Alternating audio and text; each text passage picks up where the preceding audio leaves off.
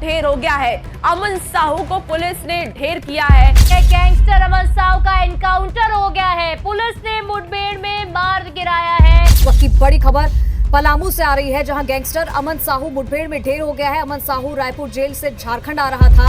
इस वक्त एक बड़ी खबर मैं आपको बता दूं, झारखंड से आ रही है, जहां गैंगस्टर अमन साहू मुठभेड़ में ढेर कर दिया गया है। जैसे स्कॉर्पियो चैनपुर रामगढ़ रोड के अनहारी घोड़ा घाटी में पहुंची, अमन साहू के साथियों ने उसे छुड़ाने के लिए स्कॉर्पियो पर बम फेंका और घटना मंगलवार यानी कि आज सुबह 9:15 बजे के आसपास की बताई गई है। नमस्कार, जय जोहार, जय छत्तीसगढ़। सुबह 9 बजे एक खबर सामने आती है।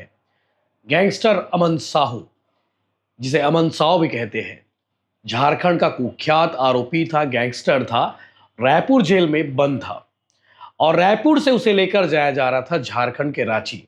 और उससे पहले आती है घाटी, जहां पे उसका इनकाउंटर हो गया। इनकाउंटर कैसे हुआ?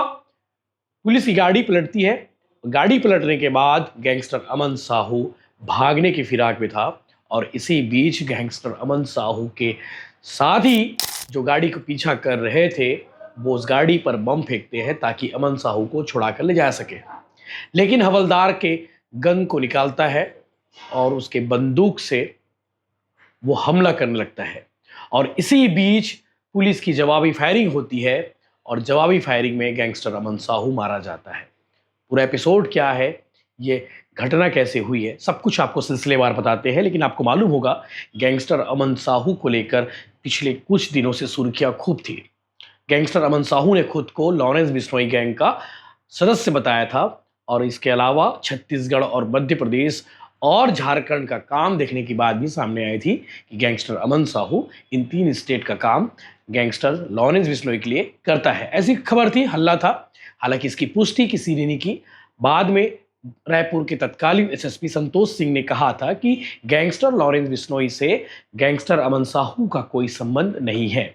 आपको आज की स्टोरी बताएंगे गैंगस्टर अमन साहू के बारे में, पूरी कहानी कि आखिर रायपुर जेल में क्या कर रहा था गैंगस्टर अमन साहू, उसे किस केस में लेकर आया गया था और झारखंड उसे क्यों लेकर जाया जा रहा था और पूरी तरह से इस घटना को अंजाम किस तरह से दिया गया है, इनकाउंटर में कैसे वो मारा गया है, ये भी आपको बताते हैं। दरअसल ये पूरा घटना जो है झारखंड के पलामू में हुआ है और पलामू एसपी रिश्मा रमेशन ने घटना के बारे में जानकारी दी। उन्होंने कहा है कि गैंगस्टर अमन साहू को एनआईए के एक मामले में एटीएस की टीम रायपुर जेल से ला रही थी, यानी कि रायपुर से झारखंड उसे लेकर जाया जा रहा था। जैसे स्कॉर्पियो चैनपुर रामगढ़ रोड के अनहारी घोड़ा घाटी में पहुंची, अमन साहू के साथियों ने उसे छुड़ाने के लिए स्कॉर्पियो पर बम फेंका और घटना मंगलवार यानी कि आज सुबह 9:15 बजे के आसपास की बताई गई है। एसपी रिश्मा रविंसन ने आगे बताया है कि बमबाजी के बाद अमन साहू ने हमलावर राकेश सिंह के हाथ से राइफल छीनकर फायरिंग करने की कोशिश की और तभी जवाबी फायरिंग में उसे मार गिराया गया है और हवलदार की जांघ में गोली लगी है। उसका इलाज पलामू के अस्पताल में जारी है और घटना जहां हुई है वो जंगली इलाका है, जंगल झाड़ी इलाका है और मोबाइल नेटवर्क भी उस इलाके में नहीं आती है और घटनास्थल से पहले ही 100 मीटर पहले ही जो है लोगों को और मीडिया को आने जाने पर रोक लगा दी गई है। आपको मालूम होगा कि जहाँ घटना हुई है वो थोड़ा जंगली इलाका है, आउटर इलाका है, जहाँ लोगों का आना जाना कम रहता है और इसीलिए गैंगस्टर अमन साहू के साथियों ने उस इलाके को चुना था बमबारी करने के लिए। आपको बता दें कि झारखंड पुलिस के लिए सबसे बड़ी चुनौती थी और उसके गिरोह के निशाने पर कोयला कारोबारी, ट्रांसपोर्टर, ठेकेदार, रियल एस्टेट कारोबारी, बिल्डर थे और अमन इनसे लगातार रंगदारी वसूलता था और बात नहीं मानने वालों पर गोली भी चलाता था। आपको मालूम होगा कि रायपुर की पीआरए कंपनी पर जिसने गोली चलवाई थी और गोली चलवाने के बाद जो है पीआरए कंस्ट्रक्शन कंपनी जो रायपुर में तेलीबांधा इलाके में है, गोली चलवाने के बाद अमन साहू ने उस हमला की जवाबदारी ली थी और उसी केस में रायपुर पुलिस उसके झारखंड से लेकर आई थी और रिमांड पर रखी हुई थी। आपको मालूम होगा कि विधानसभा चुनाव हुआ पिछले दिनों और उस साल विधानसभा चुनाव लड़ने की तैयारी कर रहा था। झारखंड के बड़का गांव एक विधानसभा सीट है और उस विधानसभा सीट में से पर्चा भी खरीद रखा था, लेकिन हाईकोर्ट झारखंड ने अनुमति नहीं दी और इसीलिए उसे जो है जेल में बंद रहना पड़ा और 120 से ज़्यादा मामले पंजीबद्ध है अमन साहू के खिलाफ में अलग अलग थानों में देश भर के और अधिकांश जो मामले हैं मारपीट के हैं, रंगदारी के हैं, हत्या के हैं, किडनैपिंग के हैं, ऐसे बहुत सारे केस हैं और इसीलिए उसे चुनाव लड़ने से भी मना भी किया गया था।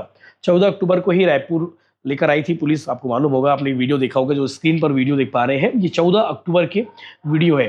रंगदारी के 2 मामले दर्ज किए गए थे और 3.5 महीने पहले ही वो रायपुर जेल में था। आपको मालूम होगा कि अमन साहू जो है एक बार पहले ही भाग चुका है जेल से 2019 में और उसके बाद जो है जब पकड़ा गया था दोबारा 2022 में, उसके बाद से वो जेल में ही है।